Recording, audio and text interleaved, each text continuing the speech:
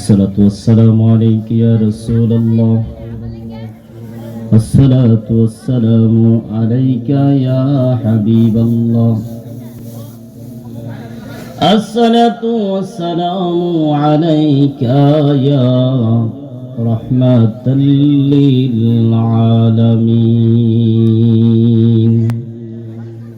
الحمد لله رب العالمين والعاقبة للمتقين.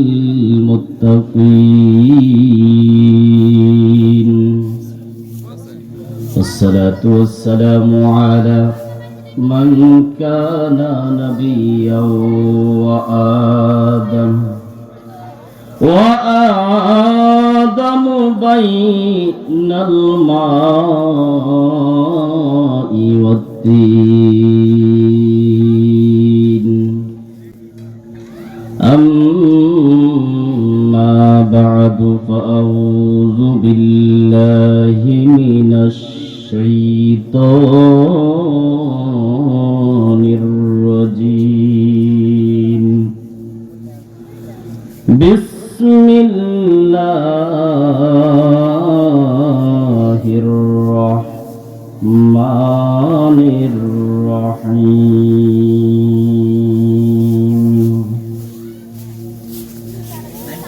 يا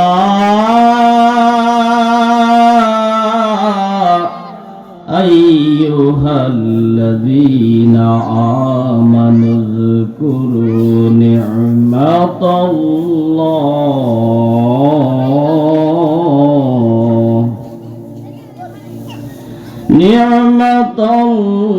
الله عليكم إذ جاءتكم جنود فأرسلنا عليهم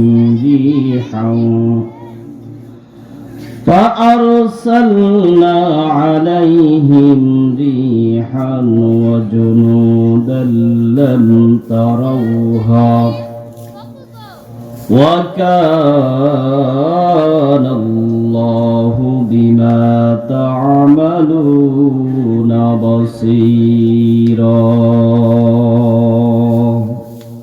صدق الله العظيم وصدق رسوله النبي الحبيب الكريم. إن الله وملائكته يصلون على النبي يا أيها الذين آمنوا صلوا عليه وسلموا تسليما.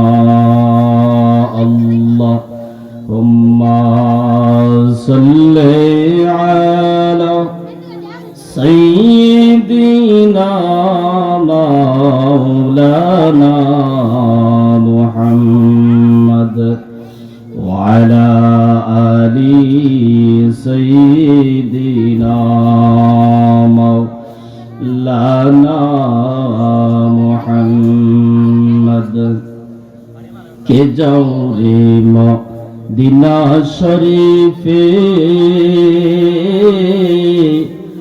अमर सालाम नियाजाओ दयाल नबीजीर पाक रौजाते अमर सालाम पहुँचे दाओ। अल्लाहुम्मा सल्ली अला सय्यिदिना मौलाना मुहम्मद वअला आलि सय्यिदिना मौलाना मुहम्मद। ला इलाहा इल्लल्लाह ला इलाहा इल्लल्लाह ला इलाहा इल्लल्लाह ला इलाहा इल्लल्लाह ला इलाहा ইল্লাল্লাহু মুহাম্মাদুর রাসূলুল্লাহ সাল্লাল্লাহু আলাইহি ওয়াসাল্লাম। আল্লাহ আল্লাহ আল্লাহ আল্লাহ আল্লাহ মাশাআল্লাহ আল্লাহ আল্লাহ আল্লাহ আল্লাহ আল্লাহ আল্লাহ আল্লাহ আল্লাহ জৌফরে মন আল্লাহর নাম কর সাধনা আল্লাহ আল্লাহ জৌফরে মন আল্লাহর নাম কর সাধনা আল্লাহ তোমার নাম জপলে দিলের ময়না থাকবে না আল্লাহ আল্লাহ জৌফরে মন আল্লাহর নাম করো সাধনা আল্লাহ আল্লাহ আল্লাহ আল্লাহ আল্লাহ আল্লাহ আল্লাহ আল্লাহ লা ইলাহা ইল্লাল্লাহু মুহাম্মাদুর রাসূলুল্লাহ সাল্লাল্লাহু আলাইহি ওয়াসাল্লাম। আলহামদুলিল্লাহ, আজকে মালকাশার দক্ষিণখরা বাইতুল মামুর জামে মসজিদ কমিটির উদ্যোগে ঐতিহাসিক সুন্নি মহাসম্মেলন, উক্ত সুন্নি মহাসম্মেলনের আজকে যিনি সভাপতি হাজী মোহাম্মদ নজরুল ইসলাম রঙ্গু মিয়া সাহেব, আজকের মাহফিলের যিনি সহসভাপতি রয়েছেন জনাব মোহাম্মদ আবুল খায়ের মিয়া সাহেব, জনাব মোহাম্মদ জাহাঙ্গীর আলম ভূঁইয়া সাহেব, জনাব মোহাম্মদ শাহিন আলম মিয়া সাহেব, পৃষ্ঠপোষকতা আছেন জনাব মোহাম্মদ জমির হোসেন ভূঁইয়া সাহেব, প্রধান অতিথি জনাব মোহাম্মদ আনিস মিয়া সাহেব ইতালি প্রবাসী, আজকের বিশেষ অতিথি জনাব মোহাম্মদ খুরশিদ আলম সাহেব, জনাব মোহাম্মদ খায়রুল ইসলাম সাহেব, জনাব মোহাম্মদ জাহাঙ্গীর আলম সাহেব। আজকের মাহফিলের যিনি প্রধান বক্তা, সারা বাংলার আলোর সৃষ্টিকারী আশিক রাসূল তরুণ তেজস্বী বক্তা হযরত মাওলানা মোহাম্মদ আব্দুল ওয়াদুদ সিদ্দিকী সাহেব হবিগঞ্জ সিলেট। আজকের মাহফিলের যিনি প্রধান আকর্ষণ, বিশিষ্ট ইসলামী চিন্তাবিদ, বাতিলের আতঙ্ক আশিক রাসূল হযরত মাওলানা মুফতি মুশাররফ হোসেন জালালী সাহেব, হেড মাওলানা শহীদ সোনালী উচ্চ বিদ্যাপীঠ হাজিপুর কসবা ব্রাহ্মণবাড়িয়া, দিগার উলামায়ে কেরাম, আমার সামনে ডানে বামে অসংখ্য মুরব্বী বাবারা, যুবক ভাইয়েরা এবং পর্দার আড়ালের মা ও বোনেরা, আমি সকলের কাছে আবারও সালাম দিচ্ছি। আসসালামু আলাইকুম ওয়া রাহমাতুল্লাহি ওয়া বারাকাতুহু। মহান আল্লাহ তাআলার দরবারে শুকরিয়া আদায় করে যিনি আমাদেরকে আজকে এই সুন্দর বেহেশতের বাগানের মধ্যে সুন্দর পরিবেশে আমাদেরকে আসার বসার তৌফিক দান করেছেন, সেই জন্য শুকরিয়া আদায় করি আলহামদুলিল্লাহ। মহান আল্লাহ তাআলার দরবারে শুকরিয়া আদায় করে শেষ করতে পারবো না যে মহান আল্লাহ পাক রব্বুল আলামিন আমাদেরকে কত দয়া করেছেন, কত মায়া করেছেন। মহান আল্লাহ তাআলার দরবারে শুকরিয়া আদায় করে কোনদিন শেষ করতে পারবো না যিনি আমাদেরকে আখিরি জামানার নবীর উম্মত বানিয়ে এই দুনিয়াতে প্রেরণ করেছেন। যেই নবীজির উম্মত হওয়ার জন্য কোনদিন মহান আল্লাহ তাআলার দরবারে আবদার করি নাই, তারপর মহান আল্লাহ তাআলা আমাদেরকে ওই নবীজির উম্মত বানিয়ে এই দুনিয়াতে প্রেরণ করেছেন, সেই জন্য আবারও শুকরিয়া আদায় করি আলহামদুলিল্লাহ। আমি আলোচনা করে আপনাদের তো মন সন্তুষ্ট করতে পারবো না।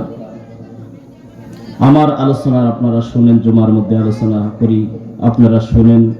আমি আজকে এই জায়গার মধ্যে আলোচনা করব না, মেহমানরা যারা আসবেন ওনারা আলোচনা করবেন, তারপরে একটু হাজিরা দিতে হয়, একটু আপনাদের কাছে দোয়া নিতে হয়, এই জন্য আমি বসছি। আপনাদেরকে আমি কষ্ট দিব না। আমাদের মেহমানরা ওনারা চলে আসছেন, অল্প কিছুক্ষণের ভিতরে চলে আসবেন। আমি পবিত্র কালামুল্লাহ শরীফ থেকে একখানা আয়াতে কারিমা তিলাওয়াত করেছি। এই আয়াতে কারিমা থেকে অল্প সময় আলোচনা করব। এই আয়াতে কারিমার মধ্যে মহান আল্লাহ তাআলা বলেন, হে ঈমানদারগণ, তোমরা তোমাদের প্রতি আল্লাহর অনুগ্রহ কথা স্মরণ করো, যখন শত্রু বাহিনী তোমাদের বিরুদ্ধে সমাগত হয়েছিল। অতঃপর আমরা তাদের বিরুদ্ধে পাঠিয়েছিলাম ঘূর্ণি বায়ু এবং এমন বাহিনী যা তোমরা দেখোনি। আর তোমরা যা করো আল্লাহ তার সমক্ষ স্রষ্টা। মহান আল্লাহ তাআলা এই আয়াতে কারিমা আহজাবের যুদ্ধের কথা আলোচনা করেছেন। আহজাবের যুদ্ধ হচ্ছে খন্দকের যুদ্ধ।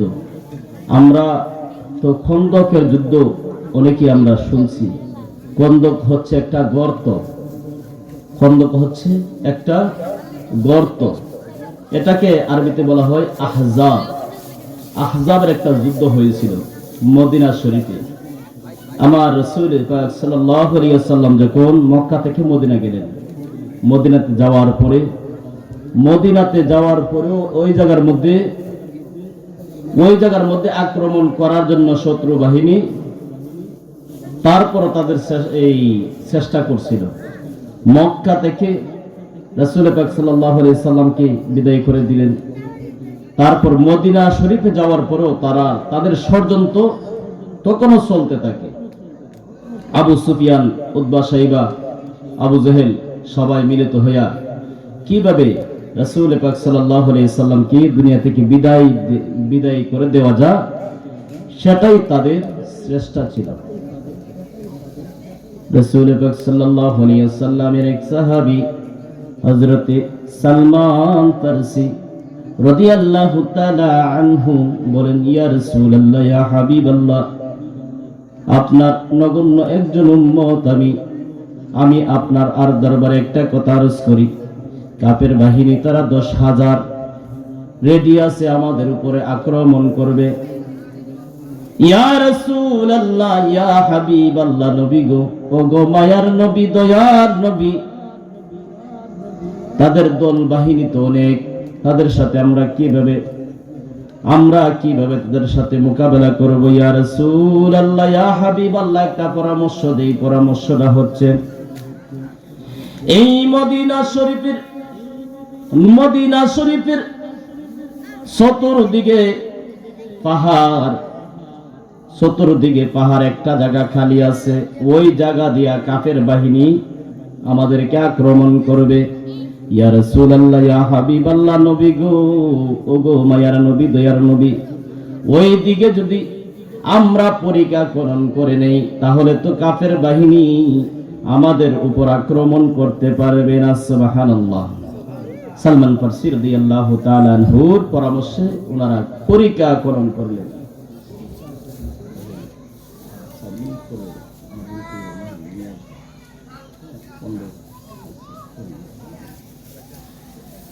আল্লাহর নবীজি ওনার সালমান ফারসি রাদিয়াল্লাহু তাআলা আনহুর পরামর্শ গ্রহণ করলেন। আল্লাহর নবী বলেন, সুন্দর কথা বলেছো। পরিকল্পনা করতে কাজ করতে শুরু করে দিলেন। আল্লাহর নবী দু জাহানের বাদশা, আমি 3-4 মিনিট সময় আলোচনা করব, এর বেশি করব না, যেহেতু মেহমানরা চলে আসছেন। আমি এটা বলার উদ্দেশ্য একমাত্র আল্লাহ রাসূল সাল্লাল্লাহু আলাইহি সাল্লাম জীবনে কত কষ্ট করেছে, পরিকল্পনা করতেছে, এর মধ্যে বিরাট একটা পাথর পড়ছে। বিরাট আকারের একটা পাথর পড়ছে। সাহাবায়ে কেরামরা ওই পাথরের মধ্যে আঘাত করে, কিন্তু পাথর তো আর ভাঙে না, পাথর তো আর ভাঙতে পারে না। আল্লাহর নবী তো জাহানের বাদশা, ওনাকে বলতেছে সাহাবীরা, ইয়া রাসূলুল্লাহ, ইয়া হাবিবাল্লাহ, গর্ত করতেছি, গর্তের মধ্যে বিরাট একটা পাথর পড়ছে, এই পাথরটা তো আমরা ভাঙতে পারতেছি না। আল্লাহর নবীজি যাইয়া, আল্লাহর নবী দু জাহানের বাদশা, 3 দিন ওনার পেটে খাবার নাই, 3 দিন পর্যন্ত উনি উপবাস। আল্লাহু আকবার। 3 দিন পর্যন্ত উপবাস। সাহাবায়ে কেরামরা কোনো কিছু পাইতেছে না, তারা খাবে কি? হযরত জাবের রাদিয়াল্লাহু তাআলা আনহু দেখতেছেন আল্লাহর নবীজির পেট মোবারকের মধ্যে 3টা পাথর বাঁধা,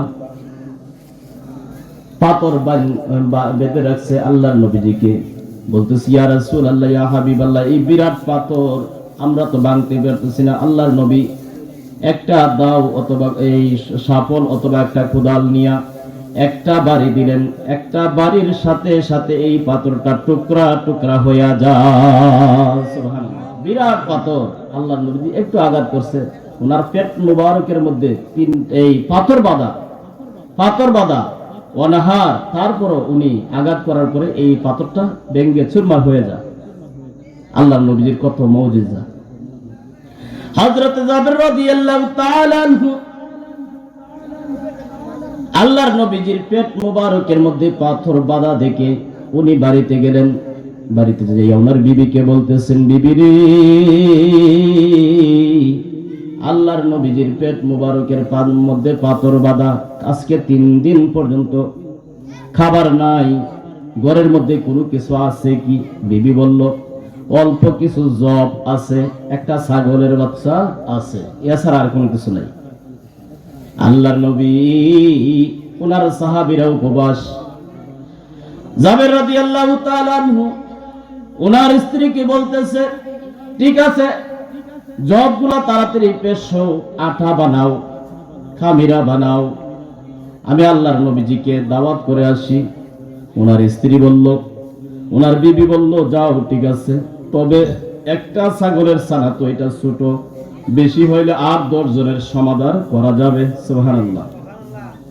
আল্লাহর নবীজির দরবারে যাইয়া জাবের রাদিয়াল্লাহু তাআলা আনহু বলতেছেন, ইয়া রাসূলুল্লাহ, ইয়া হাবিবাল্লাহ, আপনি সহ আর কয়েকজন সাহাবী নিয়া আমাদের বাড়িতে আপনাদের দাওয়াত। সুবহানাল্লাহ, দাওয়াত, আপনি দাওয়াতটা গ্রহণ করেন। আল্লাহর নবীজি এই কথা শোনার পরে সাথে সাথে সমস্ত সাহাবীদেরকে বলতেছে, ও সাহাবীরা, জাবেরের বাড়িতে আজকে আমাদের সকলের দাওয়াত। সুবহানাল্লাহ।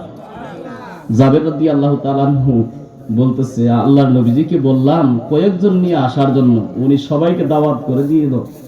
উনি আর কিছু না বলে বিবির কাছে যাইয়া বলতেছে, ও বিবি রে, ও বিবি, আল্লাহর নবীজিকে বলার পরে আল্লাহর নবীজি বলল, সমস্ত সাহাবী তোমাদের সকলের দাওয়াত, কিন্তু একটা ছাগলের বাচ্চা, অল্প কিছু আটা, এর মধ্য থেকে কিভাবে 1000 মানুষদেরকে খাওয়াই দিলেন। অবশেষে জাবের রাদিয়াল্লাহু তাআলা আনহু বলতেছে, ও জাবের, এখন দেখো পাতিলের মধ্যে কেমন আছে।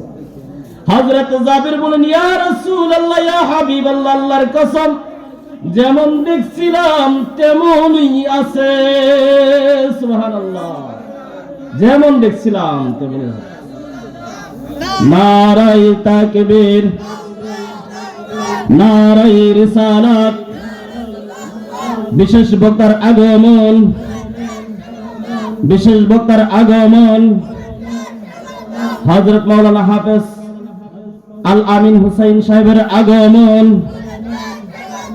এলাকাবাসীর পক্ষ থেকে নারায়ে তাকবীর, নারায়ে রিসালাত। আলহামদুলিল্লাহ, আজকের মাহফিলের যিনি বিশেষ বক্তা উনি চলে আসছেন। আজকের মাহফিলের যিনি প্রধান আকর্ষণ উনিও চলে আসছেন। ওনার পরেই উনি চলে আসবেন স্টেজে। তো আপনারা যারা দিক সেদিক ঘোরাফেরা করতেছেন, মেহেরবানি করে চলে আসুন। আমি আলোচনাটা সংক্ষেপে বলতেছি। আল্লাহর নবী সাল্লাল্লাহু আলাইহি সাল্লাম বললেন, ও আমার সাহাবীরা, তোমরা এখান থেকে খানা খাইবা, আজকে শুধু গোশত খাইবা, হাড় খাইতে পারতো না। সুবহানাল্লাহ। হাড় কেউ খাইতে পারতো না, এক জায়গার মধ্যে সবাই জমা রাখবা। সুবহানাল্লাহ। এটার একটা উদ্দেশ্য। আল্লাহর নবীজি যখন সমস্ত সাহাবায়ে কেরামরা খাইলেন, বাড়ির আশেপাশে সবাই খাইলেন, খাওয়ার পরে আল্লাহর নবী সাল্লাল্লাহু আলাইহি সাল্লাম ওই হাড়গুলাকে আল্লাহর নবীজি হুকুম দিলেন, আল্লাহর হুকুমে তুমি যেরকম ছাগল যেমন বকরি ছিল এমন হয়ে যাও। সাথে সাথে হাড়গুলা অটোমেটিক জোড়া লাগতে শুরু করে দিয়েছে। অবশেষে জাবের রাদিয়াল্লাহু তাআলা এই দৃশ্য দেখে উনার বিবির কাছে নিয়ে এই বকরিটা নিয়ে উপস্থিত করলেন। বিবিরে, দেখো আমাদের বকরিটা। উনার বিবি বলেন, স্বামী গো, এই বকরি তো আমাদেরই বকরি ছিল। সুবহানাল্লাহ। এই বকরি তো আমাদের বকরি ছিল। তখন জাবের রাদিয়াল্লাহু তাআলা বিবিরে, এটা আল্লাহর নবীজির মুজিজা। সুবহানাল্লাহ। আল্লাহর নবীজিকে এত পাওয়ার আল্লাহ তাআলা দান করছেন, এত পাওয়ার দান করেছেন, এত মুজিজা দান করেছেন। এই আহজাবের ঘটনা যদি বলি অনেক সময়ের দরকার, আমি শুধু নবীজির মুজিজার কথাটাই বললাম। আল্লাহর নবীজির তুতু মুবারকের বরকতে 1000 তার চাইতে বেশি মানুষ এই খানা খাইতে পারছে একটা বকরির ছানার তরকারি দিয়া এবং অল্প কিছু আটা দিয়া। এর মধ্যে আল্লাহ তাআলা বরকত দান করে দিয়েছে। তারপর এই খন্দকের যুদ্ধ একমাত্র মুসলমানরাই জয় লাভ করেছিল। মুসলমানরা যদি সঠিক পথে থাকে তারা কোনোদিন লাঞ্ছিত হবে না, অপমানিত হবে না, সবাই নামাজ পড়বেন। আল্লাহর নবীজি নামাজের জন্য সব সময় সাহাবায়ে কেরামদেরকে বলছেন, নিজে নামাজ আদায় করছেন। যতই ফকিরি করুক আর ফিকিরি করুক, নামাজ ছাড়া কেউ ফকিরি পাস করতে পারবে না। নামাজ ছাড়া কোনোদিন একটা মানুষ আল্লাহওয়ালা হইতে পারে না। যেহেতু এখানে মসজিদ আছে, মসজিদের আলোচনা, নামাজের আলোচনা করতেই হয়।